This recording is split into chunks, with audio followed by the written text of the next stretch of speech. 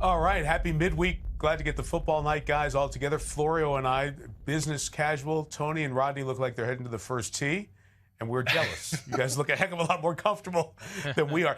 Well, so we sit down and record this on Wednesday. So for the first time, I don't know, since we've been doing this, we can talk about a game that happened last night, in a Tuesday night football game at a nice early starting time, too. It's nice to watch a football game at 7 o'clock, and it was done by 10. So, Rodney, I'm going to start with you because I was thinking, man, Tennessee, this is so tough. Only one practice and all of that. And Buffalo looked like the team that was kept from practicing for a couple of weeks. How surprised were you at what Tennessee did on Tuesday night? Mike, we talked before the show. I wasn't really that surprised with Tennessee because this is a smart football team. Mike Vrabel was a smart player when I played with him. And this team actually reminds me of some of the teams that I played on. Smart, physical team. Plays well under pressure. And anytime you have an opportunity to run the football and play good defense like they did last night, you're going to have a chance to win. And I really think this is going to be what we're going to see going forward. You're going to see some teams who adapt and adjust and have a no excuses, no explanation mentality. And you're going to have teams that do get caught up in schedule changes and whatever. And I think as a coach, that's what you got to get across to your players. Hey, I don't care when they say we're going to play. I don't care how many times the facility gets shut down, how many different things we go through. Our job is to go out there and play well whenever that is. And I think you're going to see some teams that have that mentality. And Tennessee Mike, certainly did. Yeah, Mike, before you jump in, Tony, it felt like Tennessee was, and Rodney and I were talking about this before we started recording, this is who we are. This is what we do, and we're just going to be able to pick up where we left off because we don't reinvent the wheel every week. We have a true identity, and we just play to it. And it felt like that's what I was watching on Tuesday night. Absolutely, and it kind of took me back to my old days and growing up and pick up basketball. Hey, you want to play? Let's go. Let's go down the playground. Let's go right now. And you bring your A game whenever that is. And the guys from the east side come over. Hey, we want to play you. Let's go. And that's the mentality I thought Tennessee had. Were you more point guard or a shooter? I wasn't a shooter. Okay.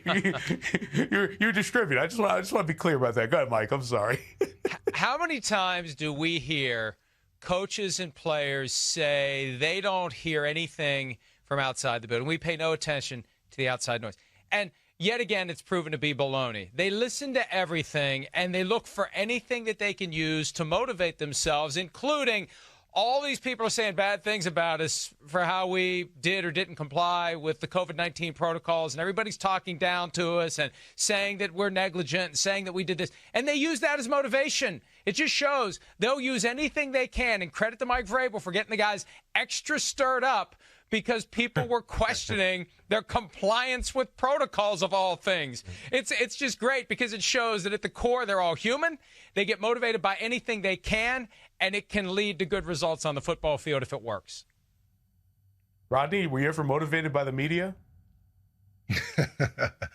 I think Mike Florio hit it right, spot on. Yeah, you hear everything inside and outside the building. And it's definitely something to motivate you because when everybody's saying that, hey, you did this wrong or you did that wrong, yeah, it brings you together as a team. But I was really impressed with some of the guys like Khalif Raymond, who's been playing really well for him. Jonnu Smith is a guy that I've been clamoring for to get the ball more the last couple years. He's an exciting guy. He can play tight end. He can play running back. He can play a multitude of positions. But I just like what Vrabel's done. He's been very consistent. He's the leader. He respects his players. He treats them like men. And defensively, I think they're really, really underrated. Before we drop this, Mike, I'm going to take your point to Tony here for a second. Tony, what was the best use of what they're saying about us that you brought to motivation for your team? You know, I wasn't a big billboard guy or bulletin board material, but I did talk to our team a lot when they would say we can't win the big one, you guys choke in the playoffs, that kind of thing, and just really talked about it doesn't matter. If we do what we're supposed to do and play ball, we're going to win. People don't think you can do it. It doesn't matter what anybody else thinks. It only matters what we do in this room. Well, Mike, I can say this. We used a lot of, Tirico, I can say this. We used Coach Dungy and Peyton Manning in that offense as a lot of bulletin board material. Trust me, over the years. We would always put up there, these guys are averaging 30-some points. No one can stop them. Look what they did to Denver in the playoffs. You remember that, Coach. You guys, man, you guys were so tough. I remember it well. True stories in the locker room. One more thing about last night's game. At a time when we are seeing quarterbacks come into the league and right away they get it, and it causes the quarterbacks who don't get it right away to fall out of favor and disappear. Ryan Tannehill, good Lord, after all these years of mediocrity and injury, and he's no good. And remember, he came into the NFL after playing receiver at Texas A&M. He was a quarterback for 1 year. And now he's one of the best quarterbacks in the NFL. And there's something different about him. He carries himself differently. He's got a confidence. He's got a swagger. And I think people are finally waking up to the idea that this guy's pretty darn good. He's got one of the best offensive line. Go ahead, Coach. We had Nick Foles a couple of weeks ago against Tom Brady. And Nick Foles was saying, you know, when I finally got to Philadelphia, Frank Reich figured out what I did well, and that's what we focused on, and that made my career. And I think you've got Mike Vrabel, as Rodney said, just saying, here's what this guy does well, and this is what we're going to do. And he has blossomed, and everybody has confidence in him in that Tennessee organization right now, and it's great to see. Yeah, and offensively, you're talking about when you can turn around and hand the ball off to a 250-pound running back, and you have deep threats like a A.J. Brown, and you have these other guys stepping up, making contributions. And this is the most complete team that he's been on. So, yeah, I mean, of course he's playing with confidence. He feels comfortable. Hey, if he's off a little bit, we can hand the ball off. But if he's not off, we can hand the ball off. We can use play action, take shots down the field. You know the Tennessee Titans always have good special teams. So this is the most complete team that Ryan Tannehill has really, I think, he's ever played on. Hey, and I'm sure one thing regarding Derrick Henry. There's no way Rodney Harrison in his prime gets smacked down the way that Josh Norman did last night. I'd have loved to have seen that collision at some point. Well, I'll tell you this, Mike Florio, I just felt bad because Josh, he's had an unbelievable career, but to get embarrassed as you've gotten older, to get pushed down like that, and that's something that we're going to see the next 20 years with, with the replays and everything. But, yeah, just go at his knees. I mean, if you're trying to tackle a guy bigger than you, and I tell both my boys the same thing, go at their knees. Everybody, all these running backs, nobody wants to get hit at their knees. Go at their knees, wrap up, and hold on for dear life. Mike, that wouldn't have happened to Rodney today. Forget 12 years ago. He would not have gone down like that. I promise you that. See, look skinnier, but that's about it. Darn right. All right. So, Mike, I'm going to start with you because I know where Tony's going to go with this, and then I'll have Tony and Rodney follow. Analytics in football. People are going for it on fourth down more than ever. And it really has seen the analytics impact on decisions take over most of the teams in the NFL. What do you hear with GMs, team presidents, ownership, as guys are making more of the analytics additions into their front office staff, and that voice is getting louder in a lot of these decision-making rooms? You know, it's funny. Mike Zimmer said in the aftermath of the game on Sunday night where he went for it on fourth and short, he doesn't have an analytics guy talking to him in that moment. Well, some coaches do. John Harbaugh does. I mean, these folks have an equal seat at the table when it comes to strategizing and understanding those elements. And, you know, we keep coming back to the fact that it has its place. The best coaches are going to include that information with everything else that gets put in the blender, and then you have to make a decision based on who your opponent is, what the weather is, where you're playing, are there fans present, are there no fans present, and every other factor. So it's part of it, and it's accepted as part of it. I think sometimes maybe it's too big of a part of it, but it clearly is one of the factors driving these big decisions that are being made every week. And I respect Mike Zimmer for what he said. And to me, if you made a decision on gut feel and you just said, hey, I really don't want to give Russell Wilson the ball back, I don't care, I'll take my chances going for it on fourth down, great. Don't do it, though, just because the book says to do it, because the book doesn't know who's playing defense on the other side. The book doesn't know where your team is mentally, physically, anything. Just, hey, 4th and 1 with 3 minutes to go, you're going to win 80% of the time if you go for it. makes no sense to me. You know what's going on in that game. You've got to coach the team. And yes, I agree with you, Mike. Use analytics, but it can't be the end-all, be-all. And Rodney, before you jump in, it's interesting. It's interesting, Rods, because analytics is now putting in more of those factors than ever before. Who you're playing, what's going on, but it still comes down to the coaches knowing my team isn't playing to the analytics that were put in. My guys are tired. Is the analytics factoring in that my right tackle is hampered in some way that we can't run the base play that we know is the right thing against this look if we get it in this situation? So analytics is putting in everything possible now and getting to levels that some fans don't really understand because we don't hear about them. Everybody's very secretive about their analytics input, but it still comes down to that decision. You can't replace the heart, you can't replace the mind, you can't replace what the coach is seeing on the sideline. So it does need to be balanced, like you said. I'm sorry, Rods. Coach, and I mean, you've been around your players, and to me, this is a decision based on the coach and the head coach and the coaching staff. Like, what do you feel with your players? Do you feel like your offense is playing well? Do you think your defense is struggling? Do you feel like they have a lot of confidence? I mean, all these factors. To me, an analytical department should be the head coach and along with the assistant head coach. Why can't we all get together, huddle, and figure out what's best for the team? Do you need some type of survey? No, because it doesn't take in consideration how people feel. Players have feelings. Players are sometimes playing with a lot of energy. Sometimes they're not playing with a lot of energy. So I think it's up to the head coach to feel.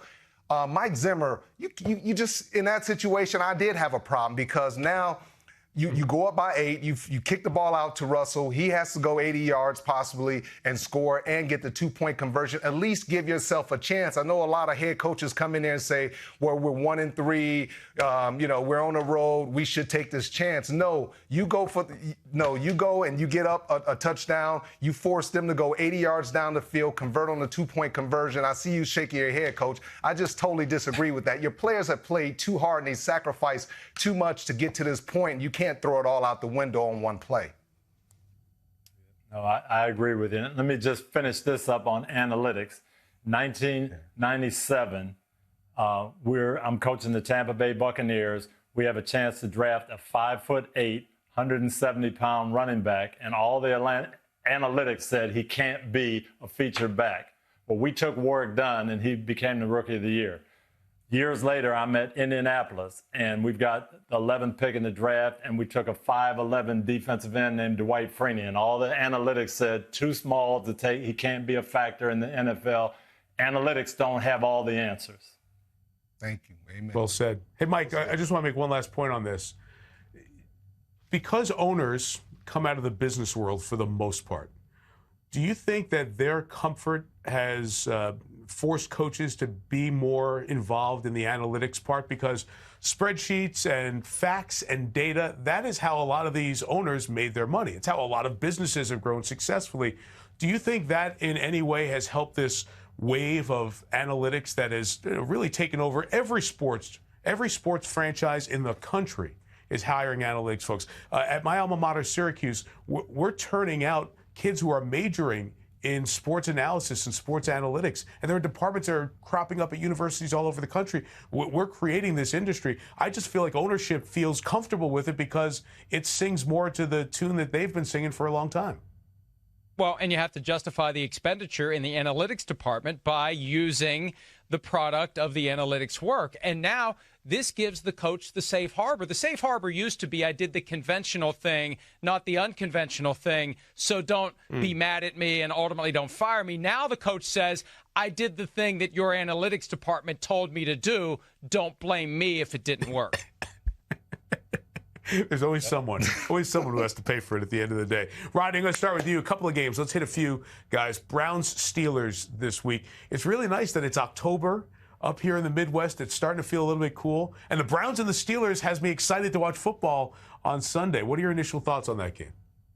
Well, just looking at Pittsburgh and looking at Big Ben, and they're not asking Big Ben to drop back and just try to do everything by himself. They're doing a good job of getting the ball out of his hands quickly. They have so many young, talented guys. All he has to do is get the ball to his playmakers, and they're doing what they do. I love this Chase Claypool, he's very versatile. You can put him in the slot. He's a bigger wide receiver. He can do so many different things. You can hand him the ball off, and he's a problem against linebackers in that slot. I like what the Pittsburgh Steelers are doing on the defensive side.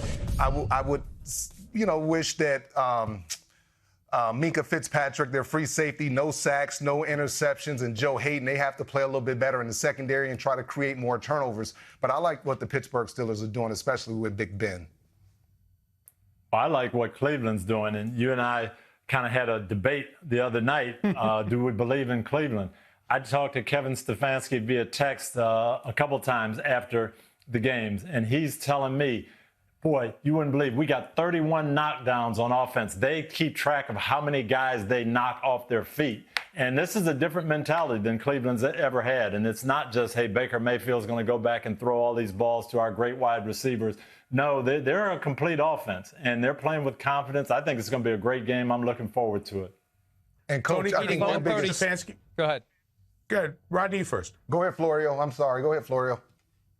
All I was going to say is this. It's meeting 137 between the two teams. The Steelers are up 74-59 with one tie from a couple of years ago. It feels more lopsided than that over the years because the Browns have been so bad. I think on paper the Browns are better than Pittsburgh right now. The Steelers' 4 wins have not come against great teams, and all 4 games have been close. The Browns have been more impressive, and it's like you have to rewire your brain to think of it that way because it's always been this vibe that the Steelers are superior. Steelers may be in for a surprise on Sunday. All I say, we'll see. We'll see. And probably that's my biggest question about Cleveland, Coach. If they can't run the ball, do you trust Baker Mayfield can take them up and down the field like he's tried to do in the past without the running game? Well, I don't know the answer to that question, but I'll go back to what my old coach used to say, Coach Noel. If you can run the ball, which Cleveland can do, and you can rush the passer, you can win a lot of games. So they've got some elements that'll help them. Now, what happens if their run game gets shut down? That remains to be seen. But I like where Cleveland is right now.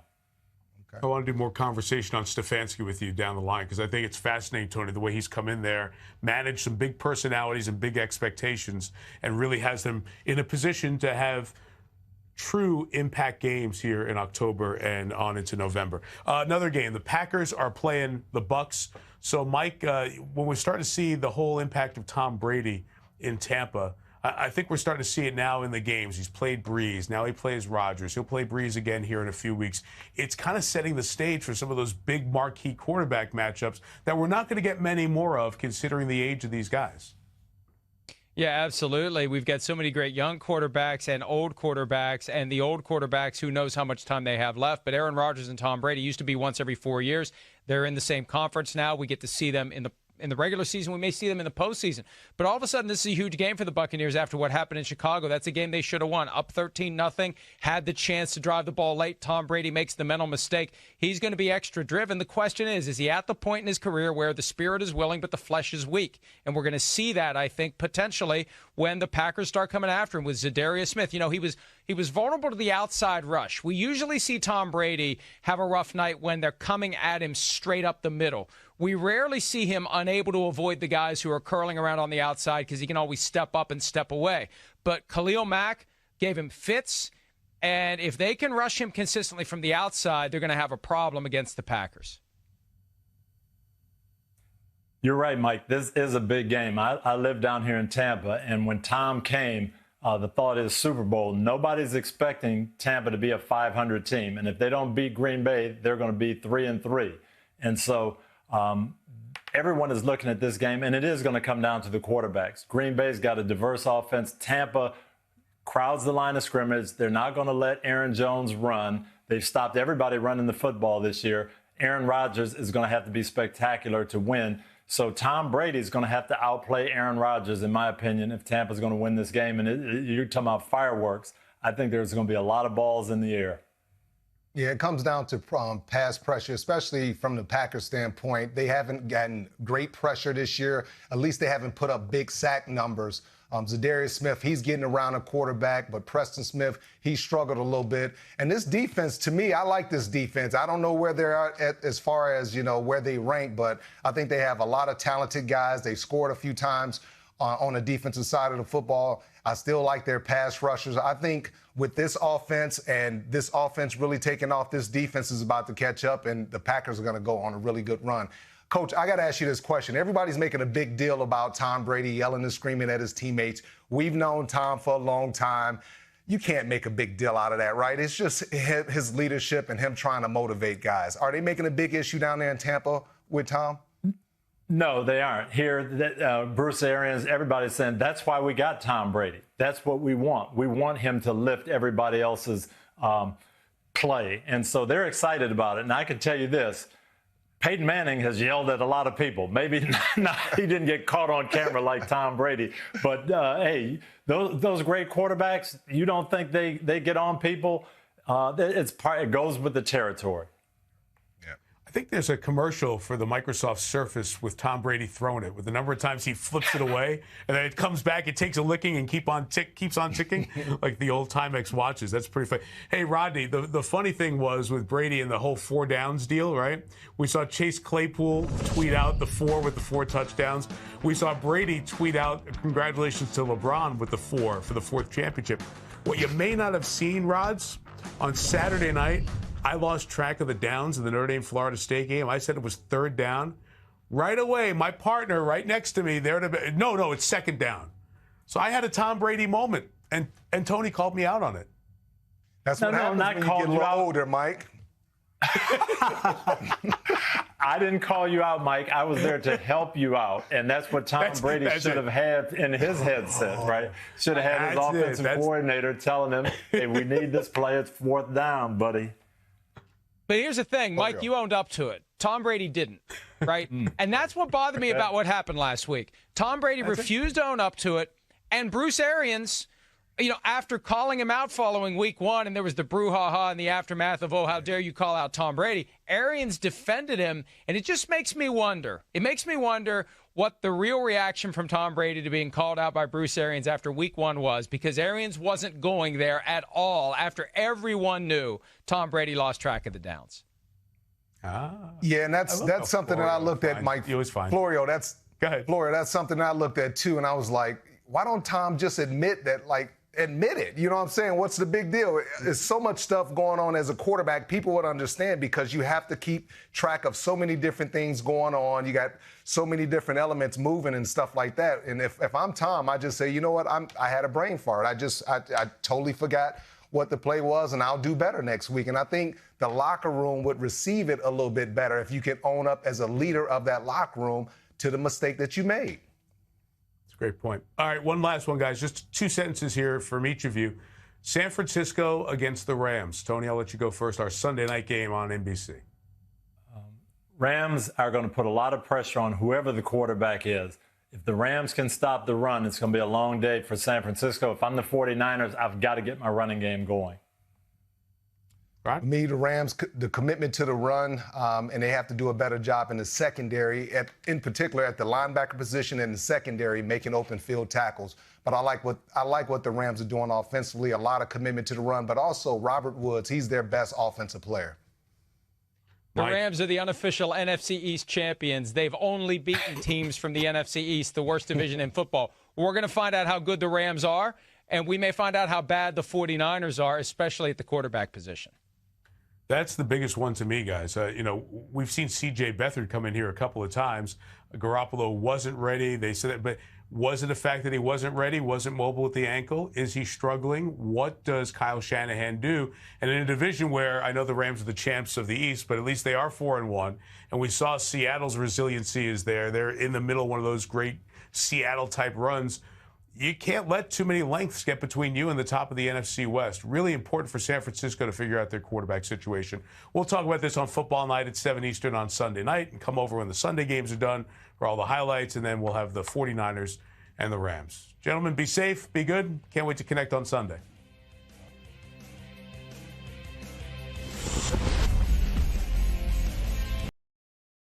Hi, I'm Mike Tirico, and thanks for watching. Make sure to hit subscribe for the latest news and highlights from NBC Sports.